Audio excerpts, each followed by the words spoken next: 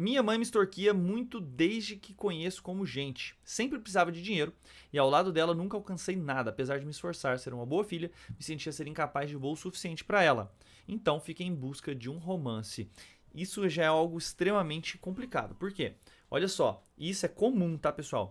Frequentemente, a sensação de insuficiência no lar original faz com que a gente busque relacionamentos e aceite relacionamentos que sejam abusivos e doentios. Por quê? Porque nós não estamos, a nossa autoestima, a nossa forma de lidar com problemas, os exemplos que a gente teve, os traumas que a gente viveu, eles são determinantes na nossa capacidade de conseguir lidar com as coisas no momento que a gente encontra alguém. Então, se eu tenho um amor totalmente adulterado em casa, totalmente torto, e aí eu vou para um relacionamento tentando me achar, me completar, a chance, eu tenho que dar muita sorte, porque a chance disso dar errado é enorme. Eu não vou saber reconhecer alguém que me valoriza, eu não vou saber me colocar de uma maneira tranquila, e eu vou ter pressa para acelerar aquilo para sair logo de casa. Então isso aqui já me faz prestar bastante atenção no caso. Então conheci o meu marido, me apaixonei por ele. No início o coração explodia dentro do peito, queria estar ao lado dele o tempo todo, mas ele só pensava em me beijar e me prensar o tempo inteiro. Ou seja, eu tô entendendo que ele tá pressionando ela para ter atividade sexual mais intensa, desde o começo, sem preocupação com conversar, sem preocupação em querer conhecer ela. Estava com ele há apenas um ano e sentia que ele estava escondendo quem ele era de mim, porque ele não queria conversar. É verdade, a nossa confiança se estabelece através da comunicação. Eu saber falar e ser escutada, eu tentar resolver um problema e a gente conseguir discutir sem ter desdém um pelo outro. Então, quando isso aparece, é que é um sinal de que a confiança vai ser bem estabelecida. Aqui, desde o começo, ela está me dizendo que ela não conseguia confiar nessa pessoa, parecia que ele só estava querendo se aproveitar dela. Mas ela sentia que ele estava escondendo algo dela. Olha só a confiança sendo quebrada. Olha só a dificuldade de estabelecer o processo de confiança. Por quê? Porque ele não conversava. Isso é o processo de mapa do amor, o sistema de admiração e compromisso, ou se virar um para o outro. Aí ela falou o seguinte: quando eu falei em adiar, ele jogou uma bomba. Se quiser adiar, é melhor terminar. E aí, por medo, eu não fiz. Pessoal, ultimato é uma coisa horrível para o relacionamento. Ou casa ou separa, ou casa ou me esquece. Uma pessoa que leva a discussão para lados extremistas assim, ela não tem desenvolvido habilidades de negociação que são fundamentais no casamento. Se você está num namoro e isso acontece, e você fala assim, olha, eu queria esperar um pouco mais, eu penso que a gente podia estar mais preparado para casar, e a pessoa não te escuta e fala assim, então é melhor terminar, termine mesmo.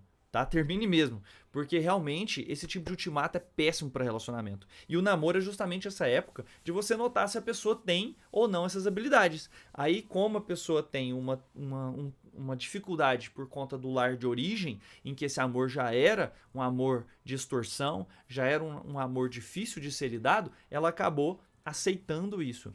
Então, por medo de terminar, por medo de voltar para a casa da mãe dela, não fez isso, continuou com a ideia do casamento. No casamento, na nossa lua de mel, brigamos. E 15 dias depois, nos atacamos direto, porque ele não queria me ajudar. Eu trabalhava fora, precisava de ajuda, estava cansado e muita coisa para fazer. Então, já desde o começo do relacionamento, sinais graves de que não é possível estabelecer confiança, de que ele não vai estar lá para ela, de que ele não ajuda... que ele não faz a parte dele nas tarefas de casa, que não há comprometimento um com o outro, o sistema de confiança completamente abalado. Desde o momento em que casei, e aí eu vou acelerar um pouquinho, mas ele ameaçava ela o tempo todo, ameaçava com pequenas coisas. Se ela não obedecia, ela foi diminuindo cada vez mais. 4 anos casados, começou com depressão, e transtorno de ansiedade, estava muito mal, não entendia quem que era, tentou suicídio.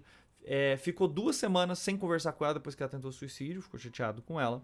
Tava desempregado, conseguiu um emprego pra ele, sempre lutando pelo relacionamento. Tratou super mal até o 4º mês de gestação, muito mal. Mas a mãe dele falava que quando nascia bebê tudo ia melhorar. Ele realmente melhorou, passou o período de resguardo, começou a tratá-la muito mal. Durante 8 anos fiz de tudo para melhorar como esposo, salvar meu casamento, porque fiz um voto a Deus, mas não amo mais meu marido. E aí depois, no final das contas, houve uma traição, tá? Então olha só, essa pessoa veio me pedindo ajuda, tá? Então olha só, você vê que o relacionamento ele começa desde o primeiro momento com sinais gravíssimos de falta de confiança, com sinais gravíssimos de ter uma alteração no processo de estabelecimento do mapa do amor, da admiração, do se virar um para o outro, do sistema basal positivo, dos valores compartilhados, da capacidade de lidar com brigas, né, um desprezo um pelo outro. Os 4 cavaleiros do Apocalipse ali estavam rebentando com certeza o tempo todo. E depois dos filhos, é óbvio que isso não melhorou, porque não melhora. Não melhora por conta de filhos. Você precisa ter um bom relacionamento antes para continuar bom depois.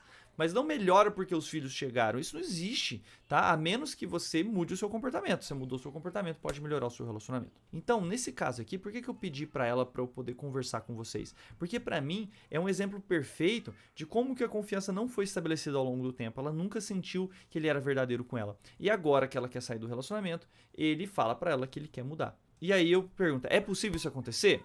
É possível, mas existe um baixo índice de sucesso num caso desse, tá? Seja com o Reconnect, seja com outro curso, porque eu não acho que essa pessoa, no caso o marido, estaria realmente engajado em transformar, em fazer mudanças.